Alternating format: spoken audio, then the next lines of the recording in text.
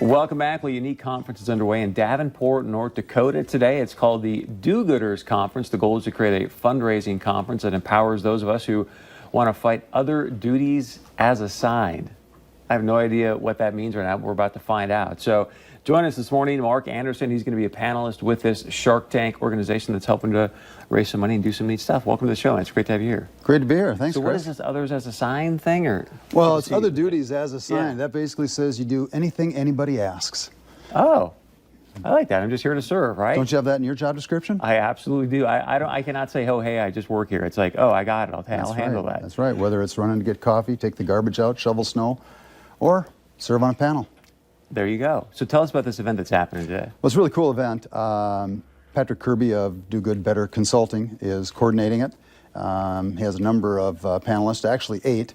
I think I'm here today as a stand-in for my 10-year-old daughter, who is going to be the youngest panelist, Sawyer, who you've met. She's going to be a panelist today? She's going to be a panelist. Well, she has 2 roles. Patrick has lined up a series of workshops for a number of nonprofits to work on the fundraising piece. He has a new book out, which is kind of cool. It's already an Amazon bestseller. And then he has a couple of speakers. And then as the afternoon goes on, he's got 8 panelists. 7 will be there for the first part, and each of the panelists will have a chance to respond to a few of the things that, in their experience, either personally or vocationally, they have seen work well for nonprofits in fundraising efforts, what's resonated with them, what has induced them to support different opportunities. So you're going to have like executive directors or CEOs of nonprofits that are there to learn how to raise more money and then pitch their idea to hopefully have you go, hey, here's $1 million kind of deal?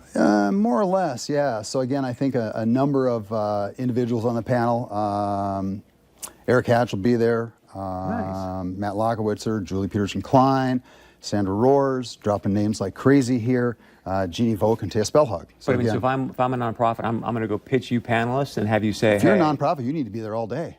But what am I doing there? Well, the first part of this is going to be the workshops to talk about pitches and elevator pitches and fundraising and identifying those. The panel, which will be at 3 o'clock for about an hour, is going to be able to have each of the panelists share with the attendees what they see as the opportunity for the fundraisers to implement that will help them be better. Again, these are individuals that have been involved on both sides of the fundraising equation. They've been supporters, donors, and contributors, but they've also helped in a lot of areas in that area. So that's a very important piece. At 4 o'clock, then Sawyer, my 10-year-old, who also has a book that she'll be signing, Waterworks. So give people a brief synopsis of that, what it's for, what it's about. Well, my daughter Sawyer, who's 10, 2 years ago started an initiative to, after hearing about stories in poverty-stricken South Central Africa, particularly Zambia, after I had returned from a mission trip with Wellspring for the World and World Vision, she heard some stories that motivated her. She set out to raise $50, which is fresh water for one person for life. And over the course of the next 18 months, by selling about 81 dozen cookies, the grace of a lot of people, and then moving down the path with some Shitinge bags, which are really cool, partnering with a lot of people at our church, Hope Lutheran. She ended up raising $26,000. So that's pretty good for a $50 goal. Divide that by 50. How many people are getting water for life? That ends up building 10 wells in Africa, which is 3,000 people. She had a unique opportunity there where Wellspring would match all those proceeds and then World Vision would triple them. So $25,000, $26,000 became more than $150,000 and built 10 wells.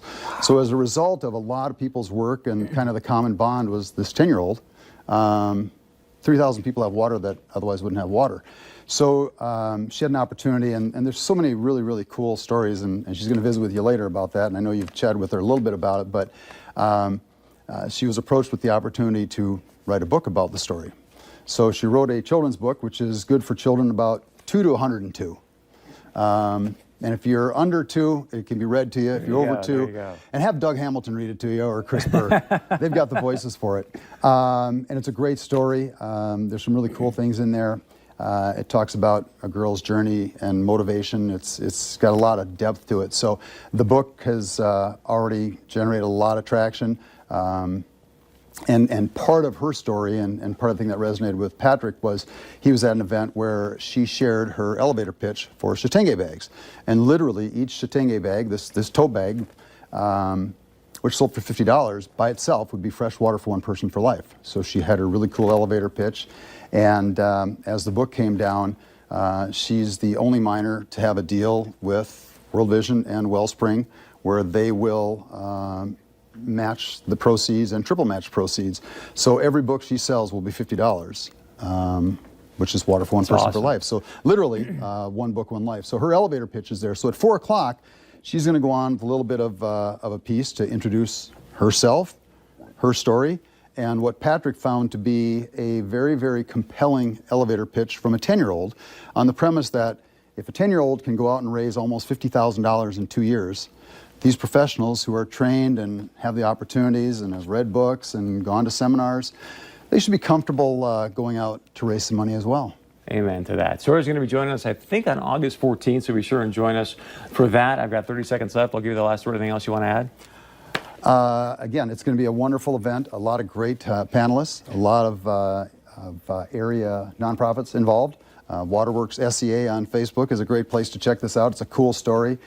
Sawyer's message is one book, one life. Buy a book, save a life. $9.99. It's an offer you can't refuse. I'm not as good as her though. You got to get her on to get the jazz hands, and so she'll he deliver says them. that because that's part of her pitch at the end, and you'll see that sometime in mid-August. So thanks for being here. Thanks for all you do, man. We appreciate it. You bet. Thanks, Chris. All right, stick around. We got much more coming up right after this.